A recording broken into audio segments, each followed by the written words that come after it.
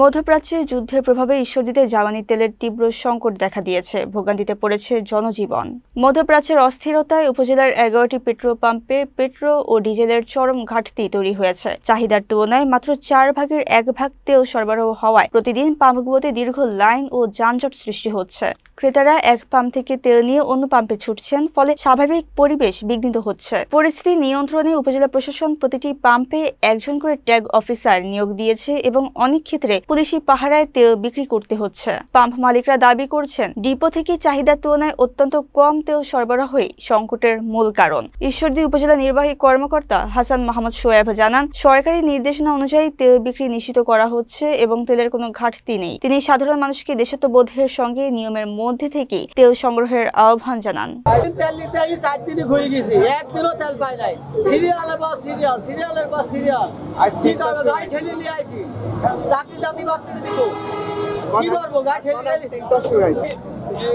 বিকাল 4টা থেকে এখানে তেলের জন্য অপেক্ষা করতে চাই 3 দিন যাবত, আবার গাড়ির কোনো তেল নাই। দেখতেছি যে 2 ঘন্টা 3 ঘন্টা তারা দেখতেছে হাজার হাজার সিরিয়াল কোনো রকম করতেছে না।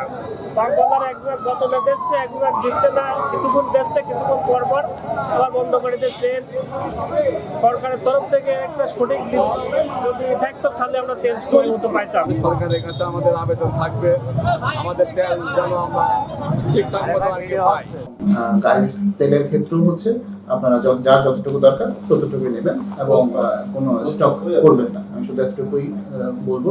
এবং সরকারের পক্ষ থেকেও বারবার বলা হচ্ছে আপনার তেলের কোনো ঘাটতি নেই, কিন্তু আপনারা অতিরিক্ত যদি তেল নিয়ে নেন বা মজুত করেন সেক্ষেত্রে কিন্তু আসলে দেশের কৃত্রিম একটা সংকট তৈরি হবে, যেটা আসলে কারোর জন্য মঙ্গলজনক না। তো আমি জনগণকে বলবো সেটা হচ্ছে যার যতটুকু দরকার ততটুকু আপনারা তেল পাম্প থেকে নেবেন এবং সবাই আন্তরিক, সরকার আন্তরিক, প্রশাসন আন্তরিক, সবাই আন্তরিক আসলে এই বিষয়টা করার জন্য। তো সবার আন্তরিক সহযোগিতা আমরা আশা করছি সেটা সুন্দরভাবে আমরা সমাধান করতে পারবো। তো সেটা সরকারিভাবেই ওনাদেরকে যে পরিমাণ প্রাপ্য সেটা হচ্ছে ওনারা সেই পরিমাণই দিচ্ছেন। তো সেক্ষেত্রে দেশের আসলে কোনো তেলের ঘাটতি নেই। সেক্ষেত্রে ওনারা যদি ওনাদের মতো করে সেটা যোগাযোগ করে নেয়, যদি কোনো থাকে সেটা আমি বলবো হচ্ছে সংশ্লিষ্ট যে ডিপার্টমেন্ট আছে, সরকারি ডিপার্টমেন্ট, তাদের সাথে যোগাযোগ করে বিষয়টা সমন্বয় করে নেওয়ার জন্য আমি অনুরোধ জানাবো।